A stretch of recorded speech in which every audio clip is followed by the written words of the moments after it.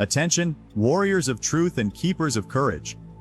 A seismic shift just rocked the battlefield skies. Tonight, we report not just news but a strike that rewrites the rulebook of modern warfare. Ukraine played the perfect ghost, slipping past the watchful Russian radar like a phantom in the night. And then, the sky lit up with vengeance. The Flamingo Warhead roared through the clouds and turned Russia's so-called air fortress into nothing but fire, steel, and silence. This isn't just an attack. This is a masterclass in deception, precision, and power. Stay locked in, because this signal carries the sound of victory and the echo of a new chapter in aerial warfare.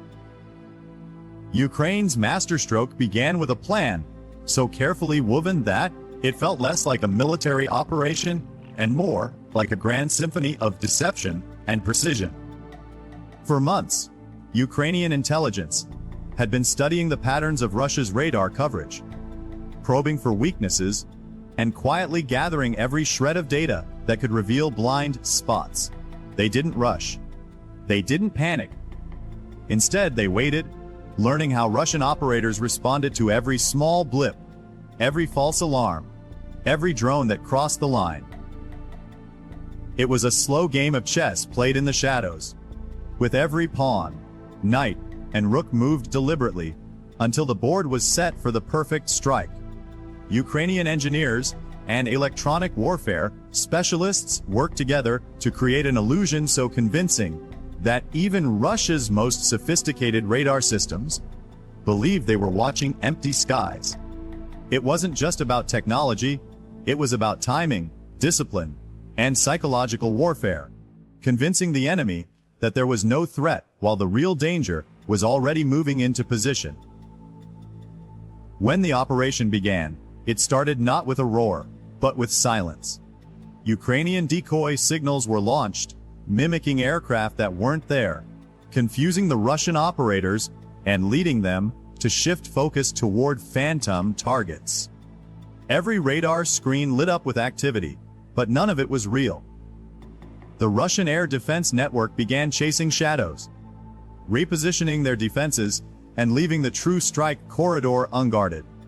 It was as if Ukraine had turned the entire sky into a hall of mirrors, where nothing was what it seemed. The brilliance of this tactic lay in its simplicity. Rather than overpowering Russia's systems, they simply missiled them. By the time the real strike package was in the air, Russia had been lulled into a false sense of security, believing the attack wave had already passed. The technical precision involved was staggering. This was not a single event, but a coordinated effort involving multiple layers of electronic deception, false transponder codes, and carefully timed data bursts that fed the Russian radars exactly what they expected to see.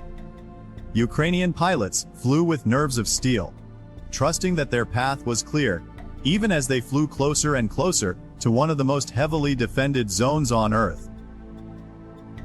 Ground teams monitored every second, adjusting signals in real time to keep the deception alive. Every move was synchronized, every decision aligned with the next, creating a seamless illusion that Russia could not pierce. What made this maneuver so historic was not just that it fooled one radar station or one missile battery. It fooled the entire network. Russian operators were left staring at screens filled with data that told them nothing useful, unable to distinguish reality from fiction. In that moment, Ukraine turned one of Russia's greatest strengths, its massive air defense infrastructure, into a weakness. The radar became a liability, feeding commanders a false picture of the battle and leaving them blind when it mattered most. This was psychological warfare at its finest, the breaking not just systems, but the confidence of the men who operated them. Once trust in the radar picture is shattered, every decision becomes slower, every order more cautious, and that hesitation is fatal in the fast-moving world of air combat. This operation also demonstrated a deeper truth about modern warfare: that technology alone is not enough. Russia had some of the most advanced radar arrays in the world, yet they were rendered useless by superior strategy and clever use of data. The human mind behind the screen can be deceived, distracted, and overwhelmed.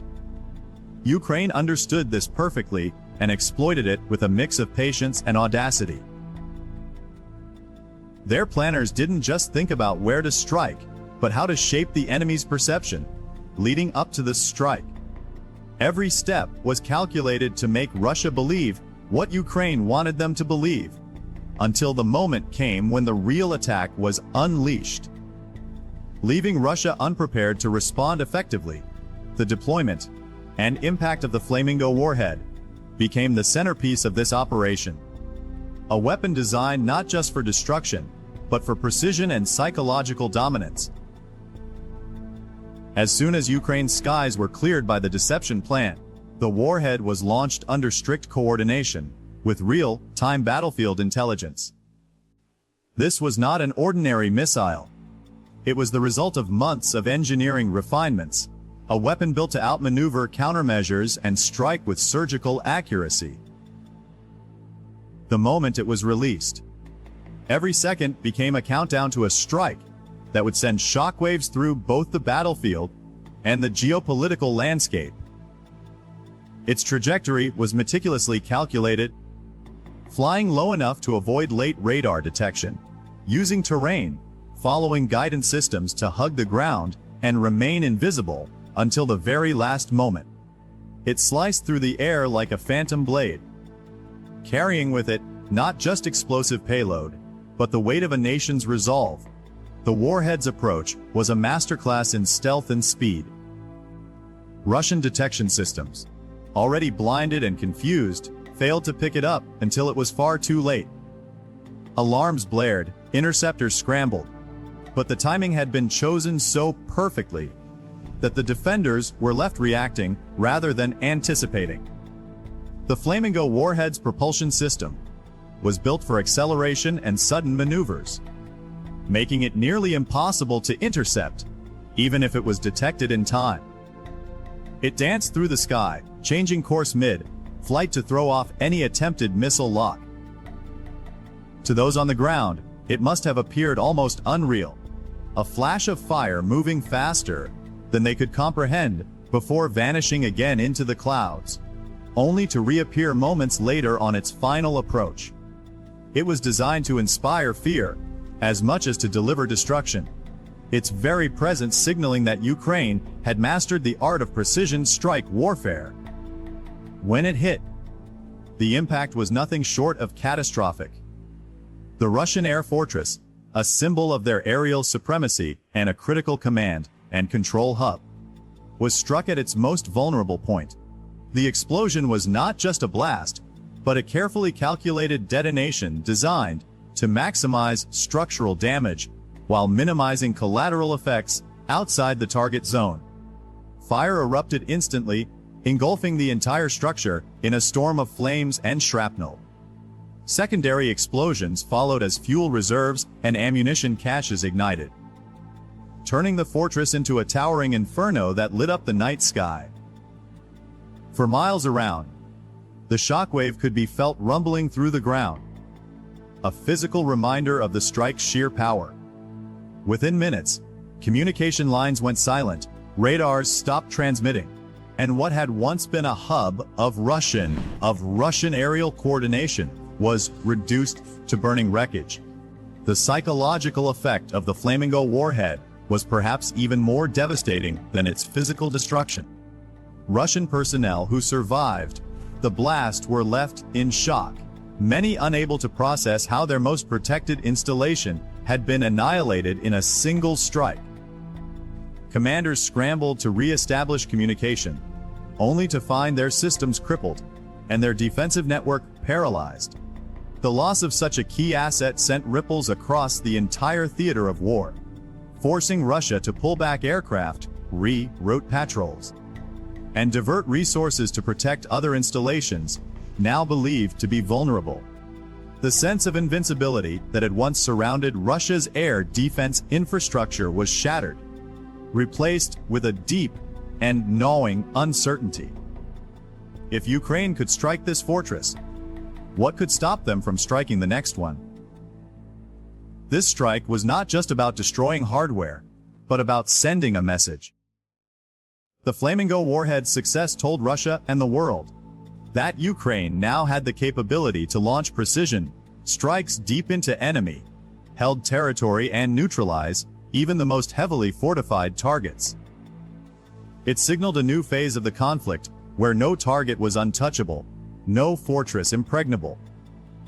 The weapon's name itself began to spread across social media and news outlets, becoming a symbol of Ukraine's technological evolution and military ingenuity.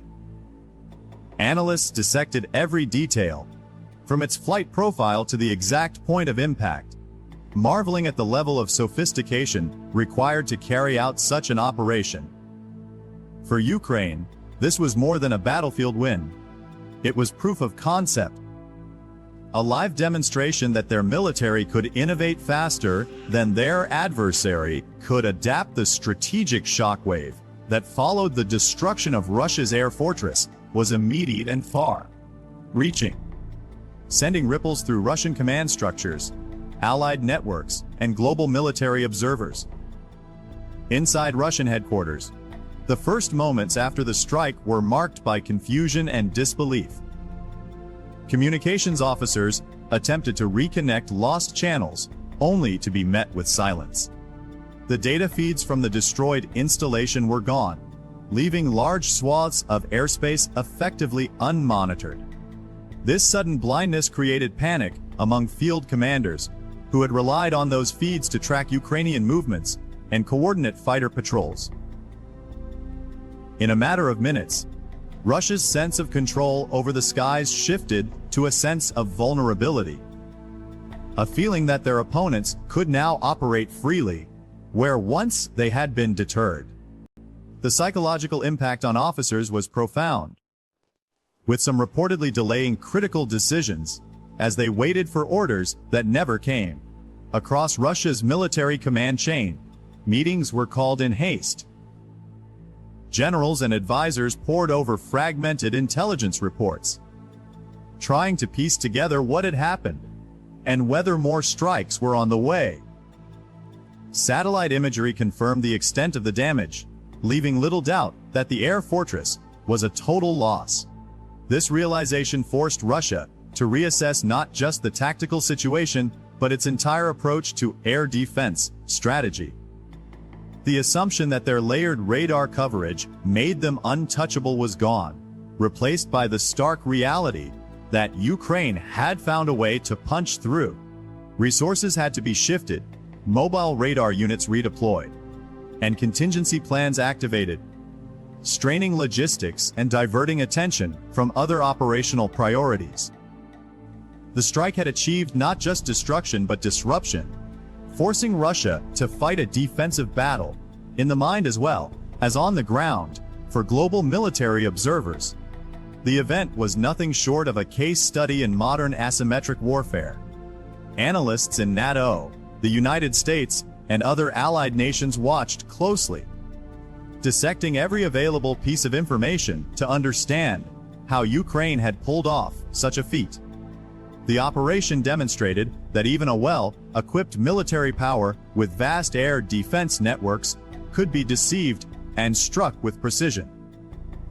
Military think tanks began publishing preliminary reports within hours, calling the strike a paradigm shift in electronic warfare and precision engagement.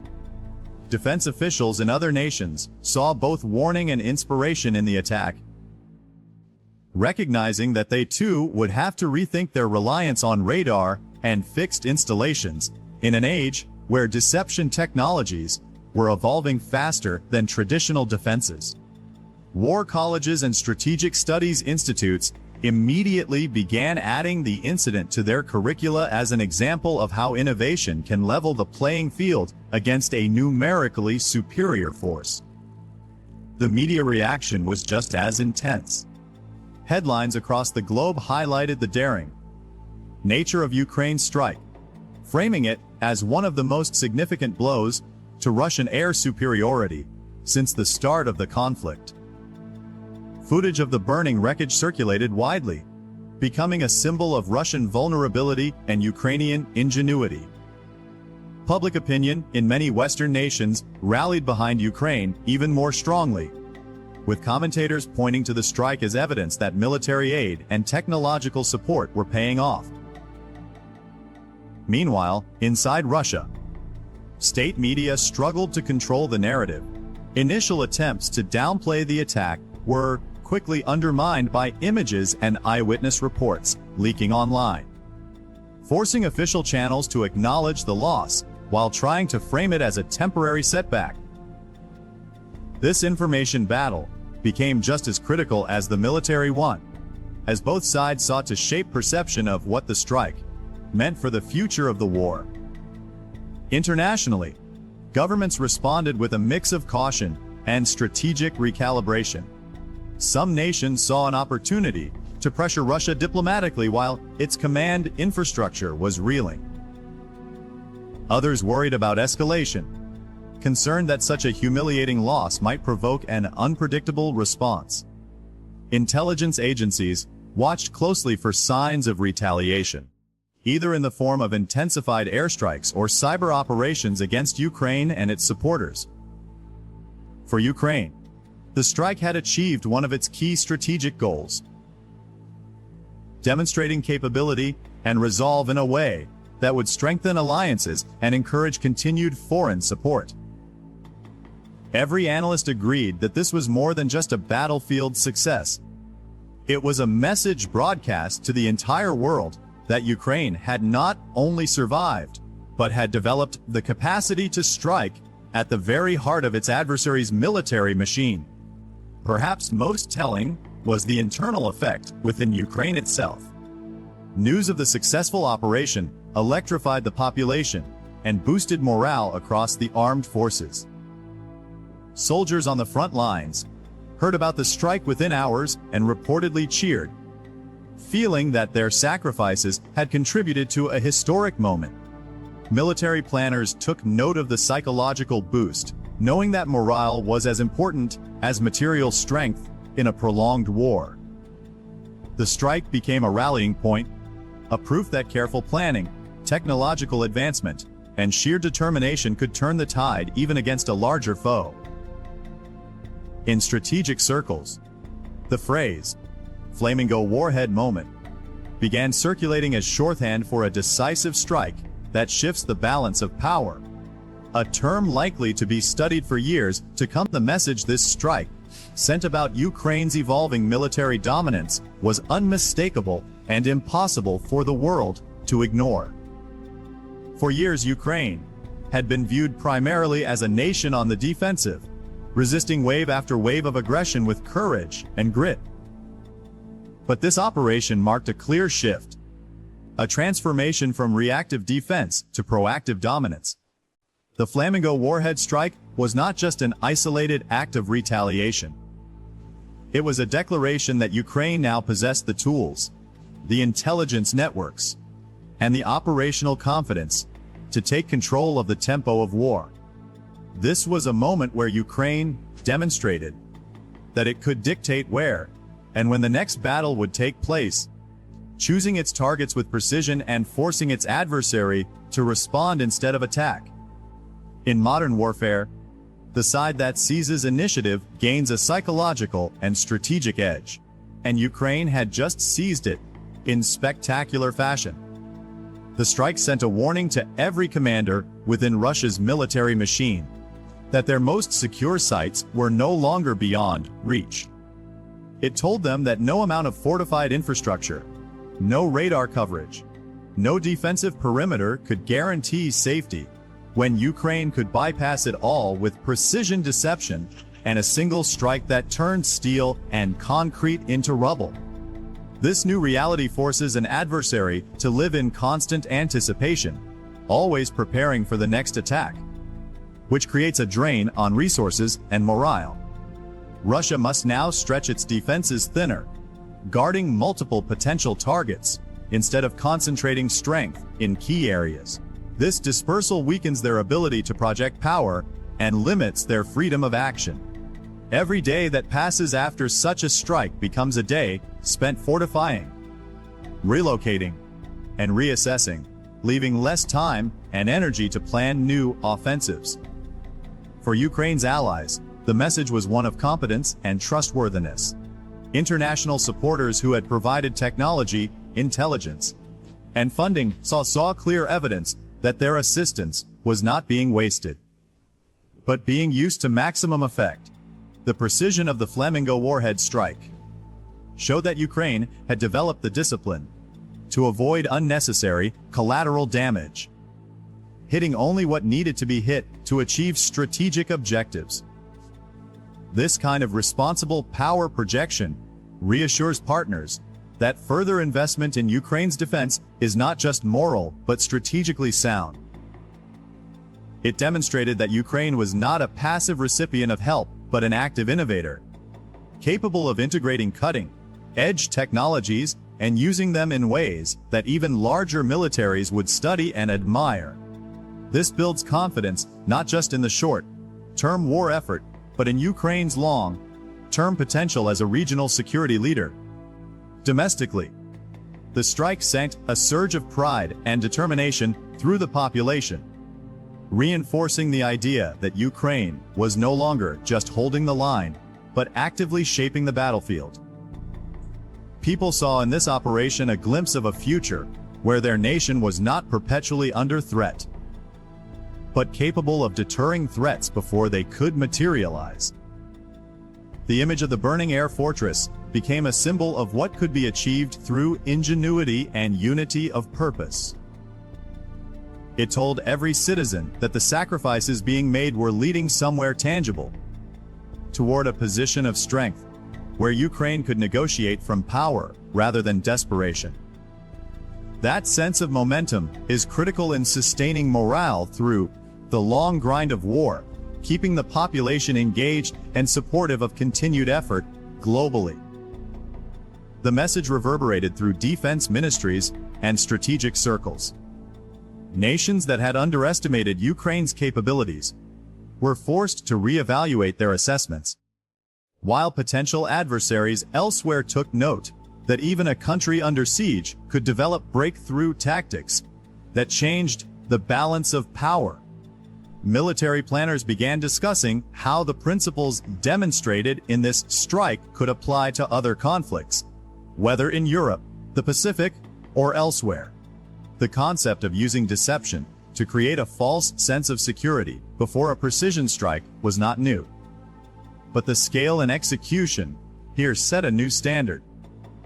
It suggested that the age of static defenses and predictable battle lines was over, replaced by a more dynamic and intelligence-driven form of warfare, where agility and innovation trumped sheer size. Perhaps the most powerful message was the one sent to Russia's political leadership. It was a reminder that the war could not be managed solely through brute force or intimidation, that Ukraine could reach into the heart of Russian-controlled airspace and eliminate a critical node at will. It showed that escalation would be met not with fear, but with escalation of Ukraine's own. A carefully measured escalation that inflicted damage where it mattered most.